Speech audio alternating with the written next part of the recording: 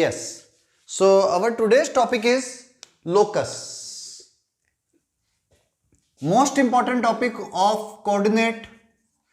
अगर लोकस नहीं समझा हुआ, अगर आपने लोकस नहीं समझा तो आप ये मान के चलो आपको कोऑर्डिनेट ज्योमेट्री आगे समझ में आने वाली ही नहीं है।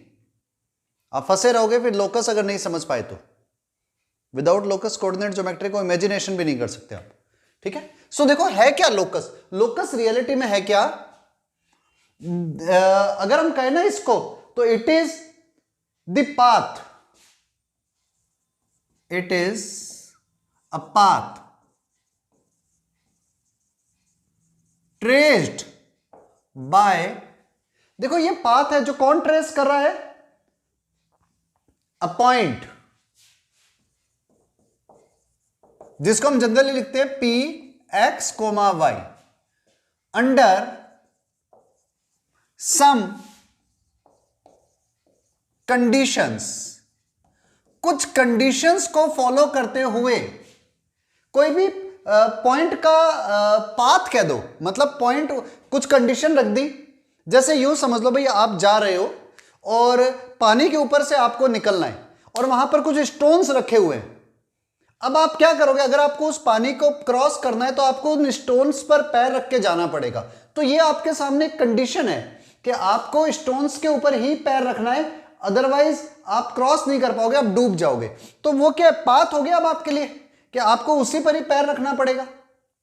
तो वो क्या है, एक कंडीशन है, आप उसको फॉलो करोगे। अब मैं कुछ स्टैंडर्ड पाथ और उससे बनने वाली शेप्स बताता हूं, आपको उन्हें ध्यान से समझना है कि कुछ स्टैंडर्ड पाथ ले लेंगे और उनसे बनने वाली शेप्स कैसी कैसी होगी। ठीक है, तो हम वन बाय वन स्टार्ट करते हैं।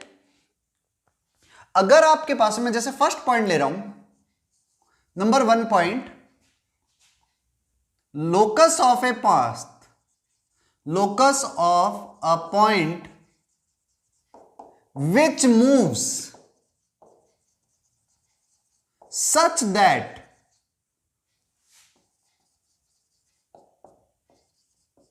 its distance from two fixed point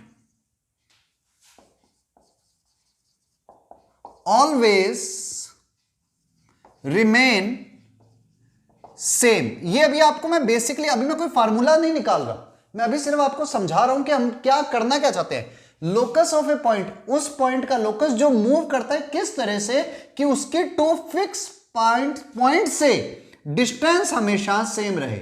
जैसे ये दोनों फिक्स पॉइंट है ए और बी, उस पॉइंट को लेना है, उस पॉइंट का लोकस लेना है जो इन दोनों से हमेशा इक्वल डिस्टेंस पर रहे। तो देखो पहली चीज तो बिल्कुल सेंटर में आएगा एक पॉइंट जो इन दोनों से हमेशा इक्वल डिस्टेंस पर रहेगा। अब अगर आप ऐसे ही ऊपर बढ़ते हो और ऐसे ही नीचे जाते हो तो यहां पर आप कोई भी पॉइंट लो, उसके इनसे डिस्टेंस सेम होगी। कब? अगर ये परपेंडिकुलर हो जाए। तो उस पॉइंट का लोकस जो इन दोनों फिक्स पॉइंट से हमेशा इक्वल डिस्टेंस पर रहे is known as, remain same, is perpendicular bisector of line segment joining them। उन दोनों पॉइंट्स को ज्वाइन करने वाली लाइन सेगमेंट के परपेंडिकुलर बाइसेक्टर को हम कहेंगे वो पॉइंट, मतलब वो लोकस। मींस अगर दो फिक्स पॉइंट से इक्वल डिस्टेंस पर रहने वाले पॉइंट का लोकस पूछ लिया जाए तो it will be perpendicular bisector. तो ये हमारा लोकस होगा।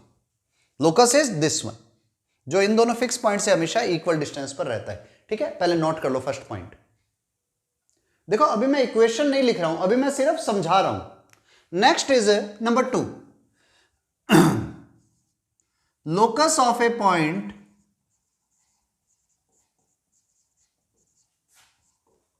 which moves such that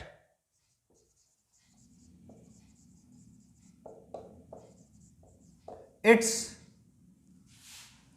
perpendicular distance from two fixed line remain same. अब देखो यहां पर ये जो फिक्स्ड लाइन है ना, ये इंटरसेक्टिंग लाइन है। जैसे एक लाइन ये जा रही है and second line is this one. उस पॉइंट का लोकस जो इन दोनों लाइन से इक्वल डिस्टेंस पर रहे, दिस वन,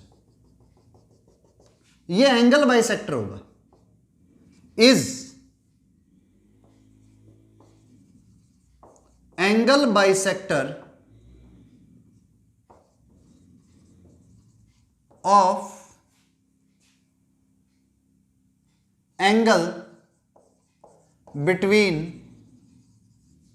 देम। उन दोनों के बीच में बनने वाले एंगल का बाइसेक्टर होगा। लेकिन अभी एक चीज और है, यहां पर एक एंगल बाइसेक्टर इधर भी आएगा। क्यों? क्योंकि भैया ये भी तो इससे और इससे सेम एंगल बनाएगा। तो we have two angle bisectors. तो यहां पर हमारे पास में उस पॉइंट का लोकस टू लाइंस होंगी। वन इज एंगल बाइसेक्टर इसका और सेकंड इज एंगल बाइसेक्टर इसका। इस पर आप कोई भी पॉइंट ले लो, इसकी इससे परपेंडिकुलर डिस्टेंस और इससे परपेंडिकुलर डिस्टेंस हमेशा सेम आएगी। ठीक है, so this one is the two lines. अच्छा, और ये दोनों लाइन एक दूसरे से 90 डिग्री के एंगल पर होती है हमेशा, this one and this one. ठीक है, अभी मैं वापस से रिपीट कर रहा हूं अभी हम इक्वेशंस नहीं निकाल रहे, अभी मैं सिर्फ एक्सप्लेन कर रहा हूं कि होता क्या, आपको याद रहना चाहिए, note down. Next is number 3 point. Number 3 point, wait,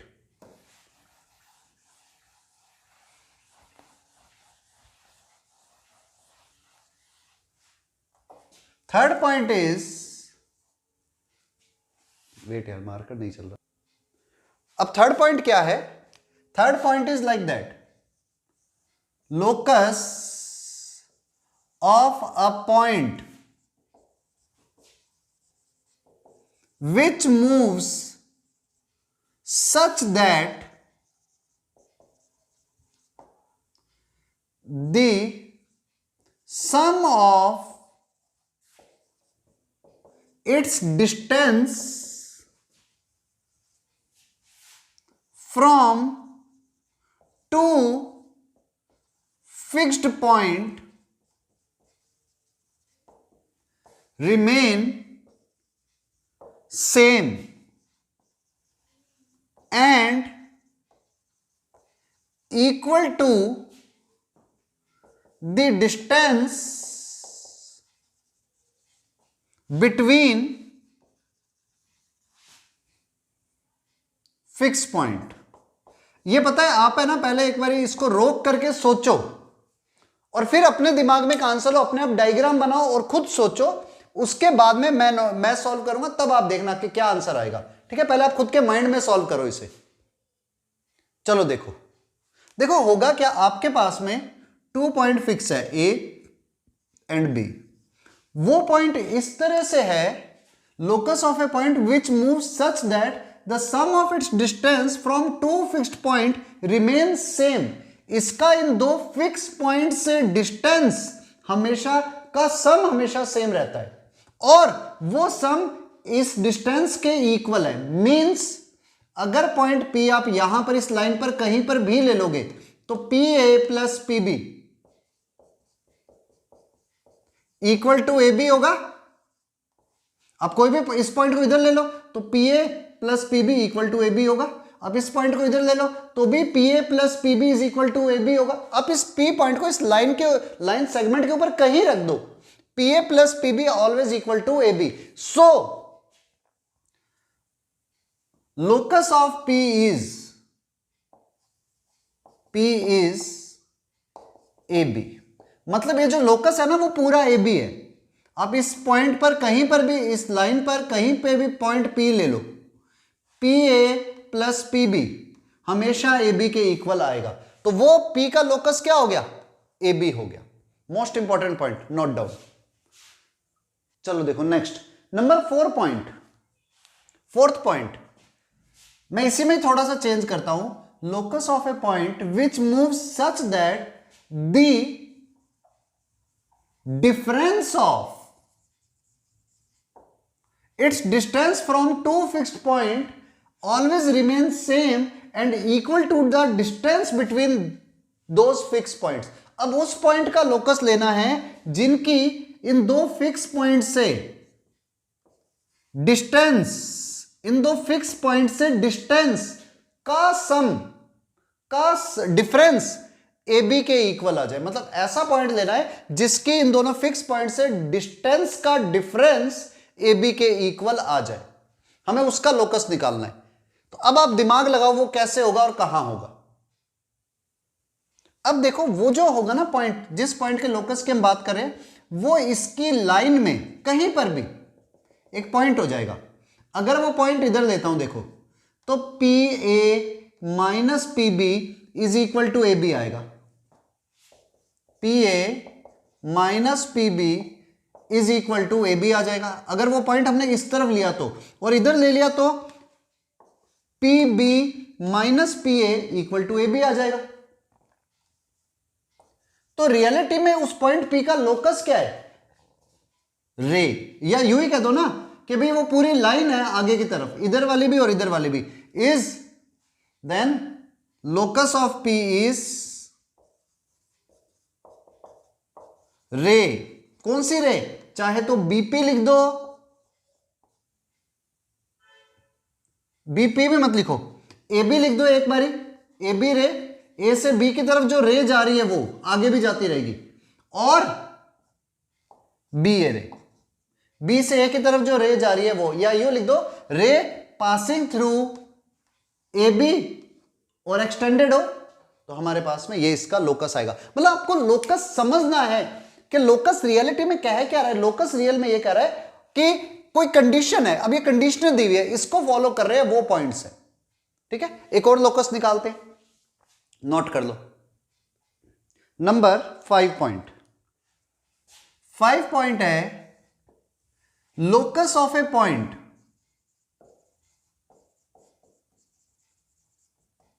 which moves such that, ये तो परमानेंट लाइन है, which moves such that its distance from a fixed point remain fix। मतलब एक फिक्स पॉइंट से उसकी डिस्टेंस हमेशा फिक्स रहती है, उस पॉइंट का लोकस जिसके एक फिक्स पॉइंट से डिस्टेंस हमेशा सेम रहती है। आप यूं समझो, आपने एक पॉइंट इधर लगा दिया और इससे ये पॉइंट फिक्स हो गया, इससे एक फिक्स डिस्टेंस के ऊपर हमने फिक्स डिस्टेंस लगा दी, यहां पर एक पॉइंट है, मैं इसको मूव कराना चाहता हूं, तो श्योर है it will become a circle, is a circle, एक सर्कल बन जाएगा। आप यूं समझो ना यार, यहां पर भाई एक जगह पर मैंने फिक्स कोई पॉइंट लगाया हुआ है, अब मैंने इसको हाथ से पकड़ लिया, अब मैं मूव कर रहा हूं, तो मैं इस हैंड के चारों तरफ ही घूम सकता हूं क्योंकि ये डिस्टेंस तो फिक्स हो गया, तो it will be a circle. ठीक है, नोट कर लो। और ये स्पेस देने के पीछे रीजन है, मैं अगली डेफिनेशन इसी में ऐड कर दूंगा। Next point, next number 6 point, locus of a point which moves such that its distance from a fixed point and a fixed straight line always remain same। एक फिक्स पॉइंट और एक fix line से distance हमेशा same रहेगा, उस point का locus is parabola. Means एक fix point हो जाएगा कहीं पर भी और एक फिक्स लाइन हो जाएगी, ये भी फिक्स है और ये भी फिक्स है। उस पॉइंट का लोकस जिसकी इस पॉइंट से डिस्टेंस और इस लाइन से डिस्टेंस हमेशा सेम रहे विल बी अ पैराबोला। वो बिल्कुल बीच से जाएगा और कुछ इस तरह से जाएगा। अब आप इस वाली लाइन के ऊपर है ना, कहीं पर भी कोई पॉइंट ले लो, उसकी इस फिक्स पॉइंट से डिस्टेंस और एक इस फिक्स लाइन से डिस्टेंस हमेशा सेम रहेगी। ये पॉइंट्स याद होने चाहिए आपको। Locus of a point which move such that it's distance from a fixed point remain same is circle. जिस पॉइंट का डिस्टेंस एक फिक्स पॉइंट से और एक फिक्स लाइन से हमेशा सेम रहे, इस parabola. Note down. Next point number 7। Point number 7, locus of a point which moves such that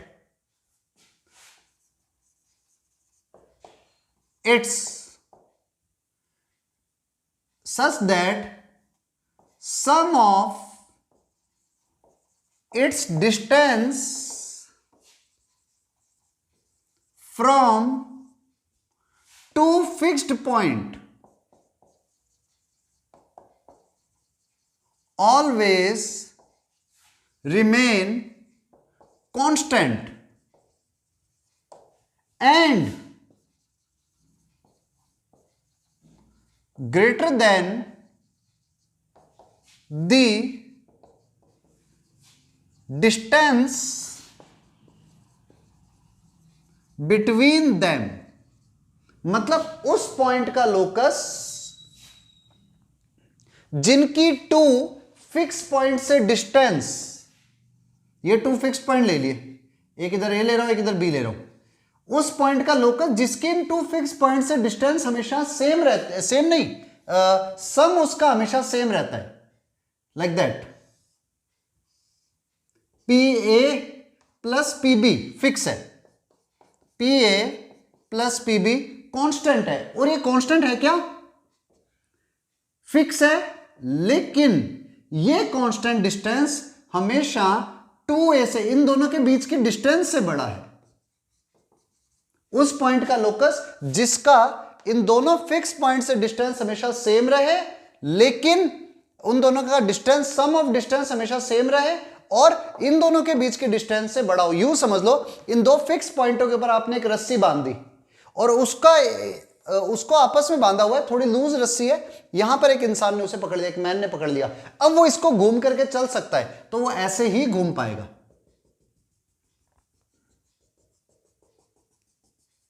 it will be N ellipse, is ellipse, इसको एक इलिप्स कहते हैं। ये रूल याद रखना, पेपर के अंदर इससे रिलेटेड क्वेश्चन आ जाते हैं कि उस फिक्स पॉइंट का लोकस जिसकी टू फिक्स्ड, उस पॉइंट का लोकस जिसकी टू फिक्स पॉइंट से डिस्टेंस का सम एक कांस्टेंट हो, लेकिन वो कांस्टेंट इस ए बी से बड़ा होना चाहिए, क्योंकि अगर वो कांस्टेंट ए बी के इक्वल हो जाता तो वो ए बी लाइन सेगमेंट बन जाती, जो हम शायद सेकंड या थर्ड पॉइंट में कर चुके थे, थर्ड में किया होगा मोस्ट प्रोबेबली। ठीक है, note down.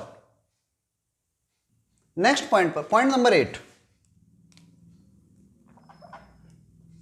locus of a point which moves such that difference of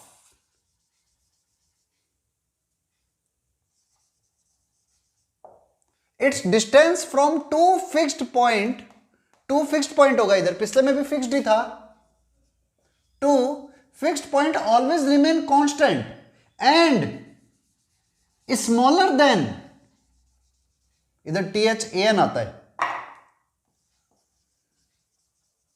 smaller than the distance between them, means PA minus PB का मॉड फिक्स होगा, लेकिन ये डिस्टेंस AB से स्मॉल होगा, एक फिक्स नंबर है पर वो डिस्टेंस AB से स्मॉल होगा। तो ऐसे पॉइंट का लोकस क्या होता है, मींस PA और PB का जो डिफरेंस है वो फिक्स होगा, लेकिन like that, it will be like that. मतलब ऐसे पॉइंट का लोकस कुछ ऐसा होगा, it will be is hyperbola. अगर आपको ये रूल याद रह गया ना तो आपने आधी जंग जीत ली। हाँ, if you don't know about rules then it may be possible that you will face many problems. ये सिर्फ 8 रूल्स या 1-2 और आ जाएंगे, आपको ये याद रखने। अब मैं लोकस निकालने का तरीका बताऊंगा, ठीक है, नोट डाउन। चलो आगे बढ़ते हैं। देखो हम लोकस पे चल रहे थे, तो लोकस में कुछ और पॉइंट पर आते हैं, जैसे कुछ एक क्वेश्चंस लेते हैं, लोकस निकालते कैसे ताकि हमें समझ में आ जाए। ठीक है, अब जैसे बड़ा सिंपल सा क्वेश्चन है, हमें ये तो पता था कि ये शेप कौन सी बनेगी, लेकिन ये इसकी इक्वेशन क्या आएगी वो कैसे निकालते हैं, उस पर चलते हैं। क्वेश्चन है find the locus of a point which moves such that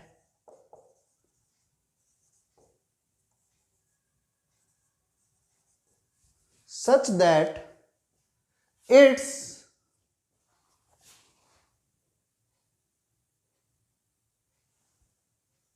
थोड़ा सा वेट करना एक बारी।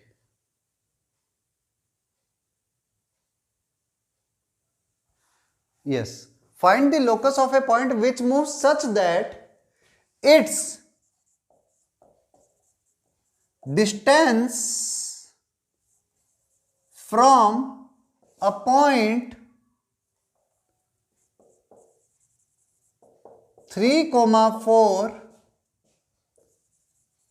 always remain 5। उस पॉइंट का लोकस निकालना है जिसकी 3,5 से डिस्टेंस हमेशा 5 रहती है। अब देखो, इसको अगर आप लॉजिकली समझो ना तो आपको पता है उस पॉइंट का लोकस जिसके एक फिक्स पॉइंट 3,5 किसी भी पॉइंट से डिस्टेंस फिक्स रहे, एक सर्कल होता है। पर अब हम उसके बारे में बात करें, वो निकलता कैसे, लोकस का बेसिक मीनिंग है क्या। आप क्या करोगे, कभी भी लोकस निकालना है तो आपको जिस पॉइंट के बारे में बात करते हैं ना, उसके कोऑर्डिनेट आपको हमेशा लेने हैं h, k, which move such that it's distance from a fixed point. देखो ये पॉइंट फिक्स है a, जिसके कोऑर्डिनेट है 3,4। इस पॉइंट p की इससे डिस्टेंस हमेशा फिक्स रहेगी 5। उसने ऐसे कह दिया, means PA is equal to 5। PA का मतलब h माइनस 3 का स्क्वायर, डिस्टेंस तो ऐसे निकालते हैं, प्लस k माइनस 4 का स्क्वायर का under root is equal to 5। Under root को हटाने के लिए क्या कर दे, we can squaring both side, so it will become h minus 3 का square plus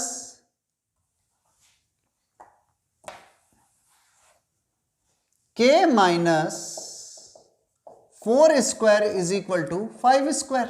now solve it, h square minus 6h plus 9, k square minus 8k plus 16 equal to 25। देखो 16 plus 9 25, इधर भी 25 cancel, so it will become h square plus k square minus 6h minus 8k equal to 0। और locus का meaning ये होता है कि h और k की जगह पर लास्ट में x और y पुट करना है, क्योंकि इक्वेशन बनेगी वो x और y की टर्म में होती है हमेशा। तो h की जगह पर x और k की जगह पर y रख दो, तो equation will be x square plus y square minus 6x minus 8y equal to 0। जो एक सर्कल की इक्वेशन होगी, ये नेसेसरी है, वो तो वैसे यहीं से ही पता चल रहा था, बस आपको पहचान करनी जरूरी है कि इक्वेशन निकलेगी कैसे। तो लोकस का असली मीनिंग क्या है, लोकस का मीनिंग है किसी पॉइंट की, वो किसी पॉइंट के फुटप्रिंट, मतलब कैसे भी हो सकते हैं, वो ऐसे हो सकते हैं, वो ऐसे हो सकते हैं, फुटप्रिंट जो एक फिक्स कंडीशन को फुलफिल कर रहे हो, जो एक फिक्स शर्त को फुलफिल कर रहे हो। जैसे यहां पर उस पॉइंट की बात हो रही है, वो पॉइंट क्या है 3, 4 और 5, 3, 4 से हमेशा एक फिक्स डिस्टेंस पर रह रहा है, जो फिक्स डिस्टेंस क्या है 5। तो वो 5 डिस्टेंस हमने ले ली, मैंने कहा भाई ये रहा P और ये रहा A, P और A के बीच की डिस्टेंस हमेशा 5 रहेगी। तो वैसे इस पॉइंट का लोकस क्या होगा, it will be a circle, जिसका सेंटर कौन होगा, A होगा। लेकिन वो सर्कल की इक्वेशन है क्या, वो इक्वेशन ये है। ठीक है, तो आपको थोड़ा सा पहचान करनी है कि कैसे इक्वेशन निकालनी है। हमेशा इक्वेशन लोकस निकालने का तरीका क्या है, जिस पॉइंट की बात करें उसके कोऑर्डिनेट h, k ले लेना और फिर सेटिस्फाई करा देना इक्वेशन को, कंडीशन को, और उससे आप लास्ट में जब सॉल्व कर लो तो h और k की जगह पर x और y पुट कर दो। ठीक है, नोट डाउन। ठीक है, चलो आगे, वन मोर क्वेश्चन। क्वेश्चन है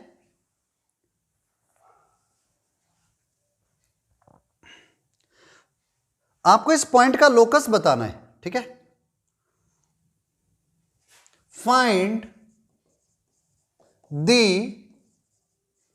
locus of a point which moves such that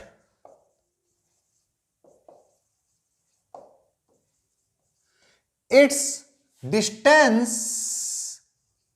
from 2 1 and -3 5 always remain same. उस पॉइंट का लोकस जिसकी 2 1 और -3 5 से डिस्टेंस हमेशा सेम रहती है। पहले आप खुद ट्राई करोगे तो बेटर रहेगा। उस पॉइंट का लोकस जिसकी इससे और इससे डिस्टेंस हमेशा सेम रहे, करो ट्राई। चलो देखो, अब आप लोग आंसर मैच करो, आपने जो भी आंसर फाइंड किया। सॉल्यूशन देखो, आप में से ये एक पॉइंट ए ले लो जिसके कोऑर्डिनेट है 2 1 एंड एक पॉइंट ले लो बी जिसके कोऑर्डिनेट है -3 5। उस पॉइंट का लोकस निकालना है जिसकी इससे डिस्टेंस और इससे डिस्टेंस सेम हो, उसके कोऑर्डिनेट एच और के ले लो। तो P A is equal to P B. वैसे आपको अगर याद हो, मैं बता चुका हूं कि इन टू को मिलाने वाली लाइन के मिड पॉइंट से यानी कि परपेंडिकुलर बाइसेक्टर वो लाइन आती है जिसकी डिस्टेंस हमेशा इनसे इक्वल हो। तो P A equal to P B means h-2 का स्क्वायर k-1 का स्क्वायर का under root P B h+2 का स्क्वायर k-5 के स्क्वायर का अंडर रूट। स्क्वायरिंग कर दो, h स्क्वायर अंडर रूट हटा रहा हूं डायरेक्ट स्क्वायरिंग करके, h स्क्वायर -4h प्लस, कुछ गलत तो नहीं कर दिया ना मैंने, इधर 3 आएगा, h-2 का स्क्वायर प्लस k-1 का square, h square -4h plus 4 k square -2k plus 1 is equal to यहां पर भी h square plus 6h plus 9 plus k square -10k plus 25।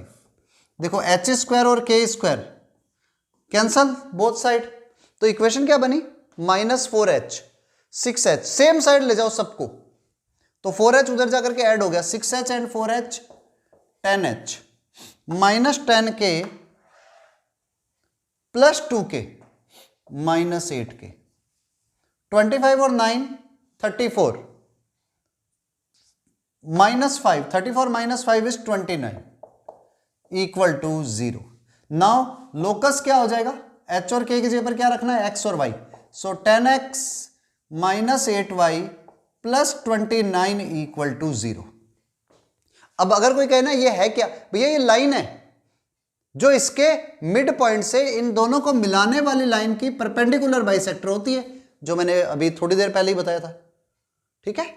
तो नोट डाउन, ठंड लग रही है इसलिए भी जैकेट पहननी जरूरी है अब, क्योंकि एटमॉस्फेयर यहां पे ठंडा है अब। चलो वन मोर क्वेश्चन, क्वेश्चन है if A rod of length small l, if a road of length small l slide between the coordinate axes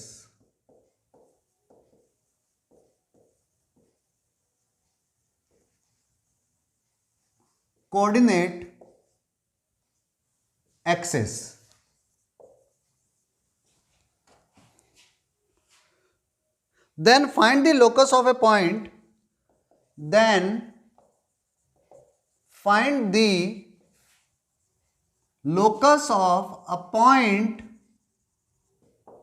on road which divide the road in 1:2, which divide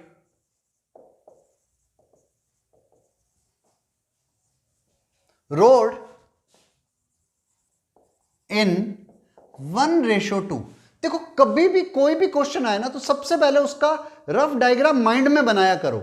अब यहां पर इसने question क्या कहा है, a rod of length L slide between the coordinate axis, these two are coordinate axis, this one is X axis, this one is Y axis, origin x y dash and x dash। Now ये rod है जिसकी length है l, ये coordinate axis के ऊपर slide कर रही है। अब स्लाइड करने का मतलब क्या है, ये अगर इस तरह से रोड रखी हुई है तो ये धीरे धीरे ऐसे स्लिप हो रही है, और आप ऊपर ले जाते हो तो ऊपर की तरफ स्लिप हो जाती है। तो इसमें एक पॉइंट है जो इसे 1:2 में डिवाइड कर रहा है, this one 1 and this one is 2, 1:2 में डिवाइड कर रहा है। आपको इस पॉइंट का लोकस क्या होगा ये बताना है। दोबारा रिपीट करता हूं, यहां पर एक पॉइंट है रोड के ऊपर जो कोऑर्डिनेट एक्सिस के बीच में जो रोड है उसे 1:2 में डिवाइड कर रहा है। अब देखो 1:2 बोलने का मीनिंग ही क्या हो गया कि एक्स एक्सिस की साइड में 1 है एंड वाई की साइड में 2 है। तो आपको इस पॉइंट का लोकस निकालना है। तो आप क्या करो, सॉल्यूशन, लेट ये पॉइंट P है, P is equal to H comma K is a point on road, road के ऊपर पॉइंट है तो होगा कि, अब देखो समझना, इसकी लेंथ L है। अगर मैं इस वाली लेंथ को, इसके कोऑर्डिनेट को a,0 लूं और इसके कोऑर्डिनेट को 0,b लेता हूं, तो सुनना इसके कोऑर्डिनेट H, K थे, तो ये इंटरनली डिवाइड कर रहा है इसको। तो इस हिसाब से P डिवाइड AB इन 1:2, 1:2 में डिवाइड करें तो होगा क्या, 1 इंटू P के कोऑर्डिनेट, H कोऑर्डिनेट क्या हो जाएगा, 1 into 0 plus 2 into A upon 1 plus 2, H coordinate आया। और इसी तरह से K कोऑर्डिनेट क्या आएगा, 1 into B plus 2 into 0 upon 1 plus 2, internal ratio का फॉर्मूला लगा दिया। सो इससे आपको क्या मिला, 2A अपॉन 3, और यहां पर K is equal to B upon 3। तो देखो H की वैल्यू क्या है, A की वैल्यू क्या आ रही है, 3H upon 2 is equal to A, और B की value 3K। Now listen very carefully, आपको बताया अगर ये ट्रायंगल वैसे भी राइट एंगल ट्रायंगल है, तो ये लेंथ A है और ये लेंथ B है, तो A² plus B² is always equal to H²। क्यों, यूजिंग पाइथागोरस थ्योरम। और A और B हमने मन से लिए हुए हैं तो इसे रिमूव करना जरूरी है। तो इसके लिए क्या करो, A की वैल्यू पुट कर दो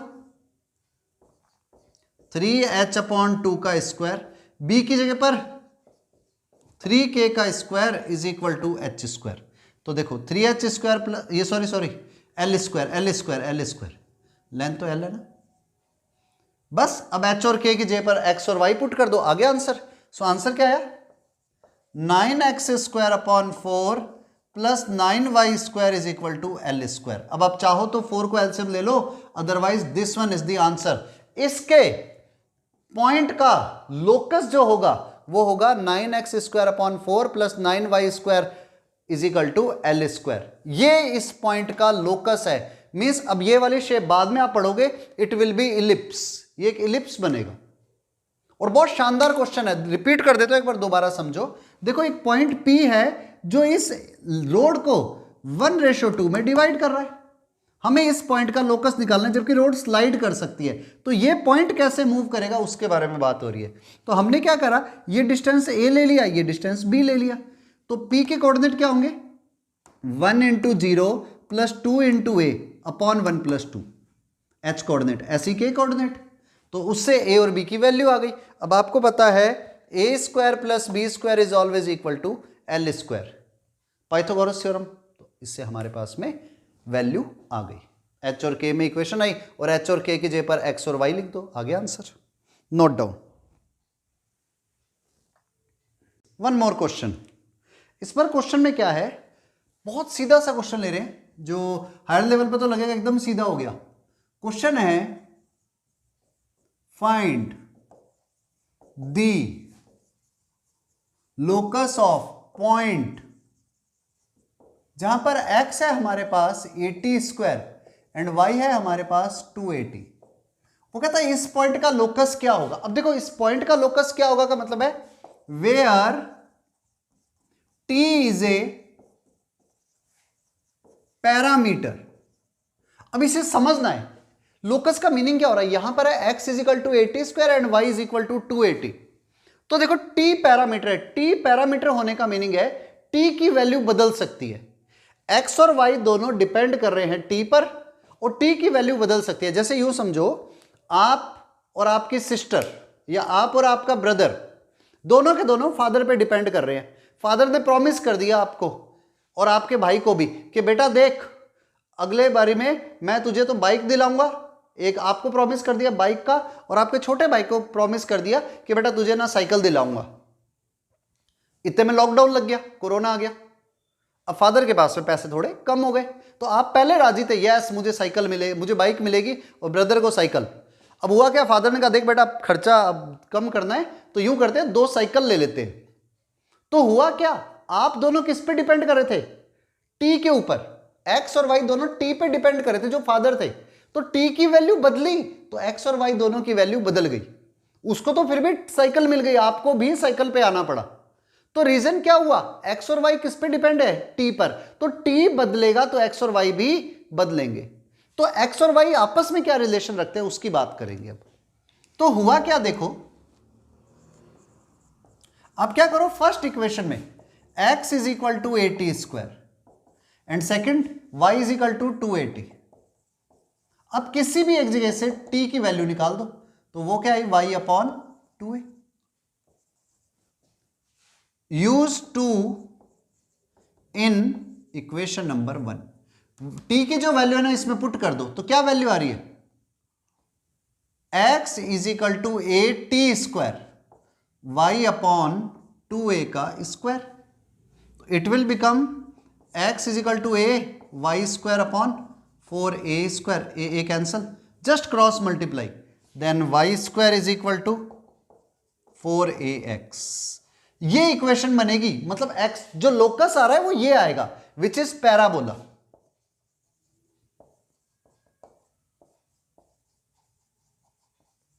ये जब आप आगे बढ़ोगे ना तो ये वाली शेप भी समझ जाओगे पैराबोला बनता कैसे है, कुछ ऐसा बनेगा ये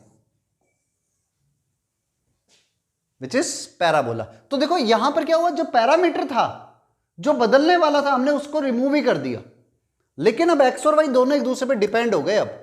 अब वाई की वैल्यू बदलेगी तो एक्स की बदल जाएगी। ये यूं समझ लो भाई, पैरामीटर का मतलब क्या था, फादर की सैलरी। अब हमने फादर की सैलरी को हटा दिया और अब दोनों भाइयों पे कह दिया, जैसे यूं समझो फादर की प्रॉपर्टी है, बड़े भाई को मिलेगा 60%, छोटे को मिलेगा 40%। और फादर की प्रॉपर्टी बहुत बड़ी है तो बड़े को 60 ज्यादा मिल जाएगा, छोटे को 40 थोड़ा कम मिलेगा। लेकिन यही प्रॉपर्टी बहुत कम होगी तो अभी भी 60 और 40 का रेशो तो रहा, लेकिन दोनों में एक कॉमन रिलेशन है कि 60-40। तो यहां पर y और x में एक रिलेशन आ गया जो क्या है, लोकस है। वन मोर, इस बार क्वेश्चन है फाइंड इक्वेशन। इक्वेशन बोलो या लोकस बोलो, बात एक ही है। पॉइंट है हमारे पास x equal to 3 minus 2 cos theta and y equal to -4 plus 2 cos theta. या चलो इधर 3 कॉस थीटा ले लेते हैं। आपको यहां पर थीटा इज द पेरीमीटर,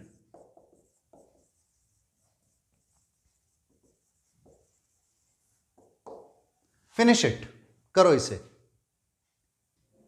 देखो हुआ क्या क्वेश्चन में, जैसे आप इसे सॉल्व करना स्टार्ट करते हैं आपको रिमूव किसको करना है, थीटा को। तो सीधी सी बात है, इधर भी कॉस थीटा इधर भी कॉस थीटा है।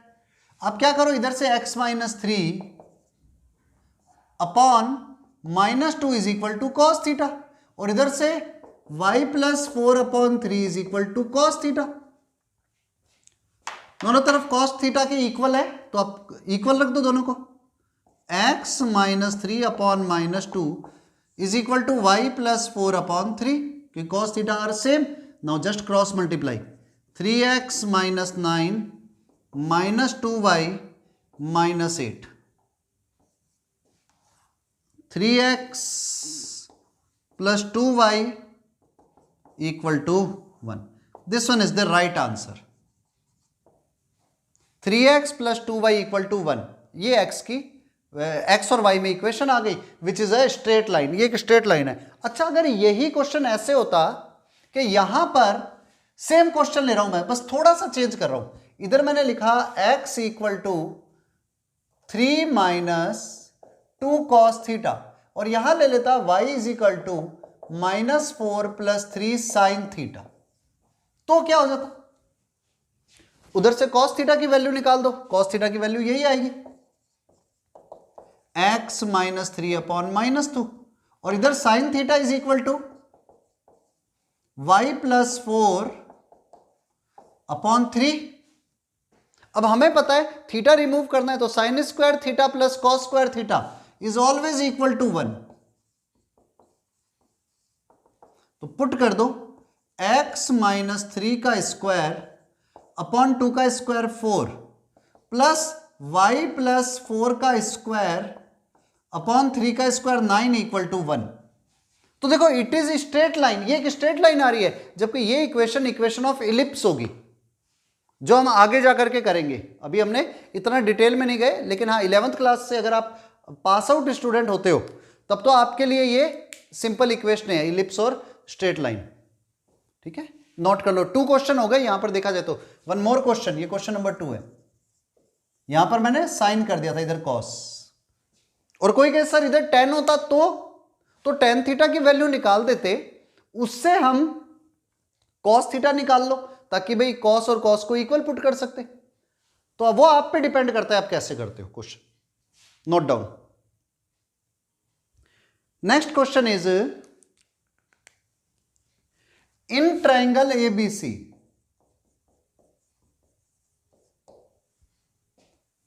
A वर्टिस इज है 1 2 और B है 2 1, and B is equal to 2 1 if the centroid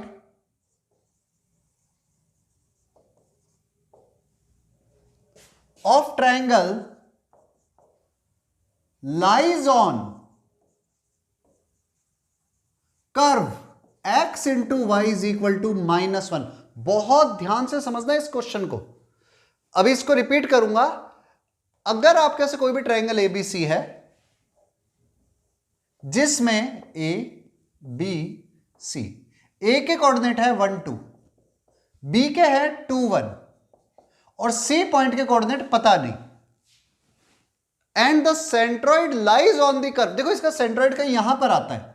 अगर मैं C के, अच्छा आगे एक और है, then find locus of H comma K, sorry C, find locus of point C. C का लोकस आपको निकालना है. सेंट्रॉइड जो है इस ट्रायंगल का वो इस कर्व के ऊपर है. मींस कर्व के ऊपर होने का मतलब क्या, अगर ये कर्व ऐसे जा रहा है, मान लो ये वैसे रेक्टेंगुलर हाइपरबोला होता है, लेकिन वो अभी अपन नहीं कर रहे, अपन सिर्फ इतना बताते हैं. मान लो ये इस कर्व के ऊपर से जा रहा है, सेंट्रॉइड इस कर्व के ऊपर है, तो इस पॉइंट C का लोकस क्या होगा, मतलब C कैसे मूव करेगा. अब क्या करो, मन से ले लो C के कोऑर्डिनेट H कोमा K, और सेंट्रॉइड तो यहां होगा, सेंट्रॉइड को G से रिप्रेजेंट करते हैं. तो सॉल्यूशन, सेंट्रॉइड G के कोऑर्डिनेट क्या होंगे, H plus 2 plus 1/3 and K plus 1 plus 2/3. तो सेंट्रॉइड के कोऑर्डिनेट क्या हो गए, H plus 3/3 K plus 3/3. This one is the centroid. Now ये सेंट्रॉइड इस कर्व के ऊपर लाई कर रहा है, तो इस कर्व की इक्वेशन को सेटिस्फाई जरूर करेगा. It satisfy x into y is equal to 1. तो पुट कर दो ये वैल्यू x की जगह पर, ये H plus 3/3 into k plus 3/3 is equal to -1। 3 3 9, उधर ले जाओ, मल्टीप्लाई कर दो विद माइनस साइन, तो क्या आया h प्लस 3 इंटू के प्लस 3 इज इक्वल टू -9। और चाहो तो मल्टीप्लाई कर सकते हो, और लोकस निकालते ही x plus 3 into y plus 3 is equal to -9। अब आप इसे मल्टीप्लाई करके लिख सकते हो, डायरेक्ट लिख देता हूं मल्टीप्लाई करके, तो x y plus 3x plus 3y plus 18 equal to 0। आप मल्टीप्लाई करके सॉल्व करके देख लेना, this one is the right answer. ये होगा locus of third point C. बहुत अच्छा क्वेश्चन है। देखो, अगर आपने सेंट्रोइड को ढंग से समझ लिया ना, तो आपके लिए पूरी की पूरी कोऑर्डिनेट सबसे इजी हो जाएगी। और सेंट्रोइड नहीं समझा तो प्रॉब्लम्स में रहोगे, हमेशा प्रॉब्लम आने वाली है अगर आप सेंट्रोइड पे फोकस नहीं करते तो, नोट डाउन।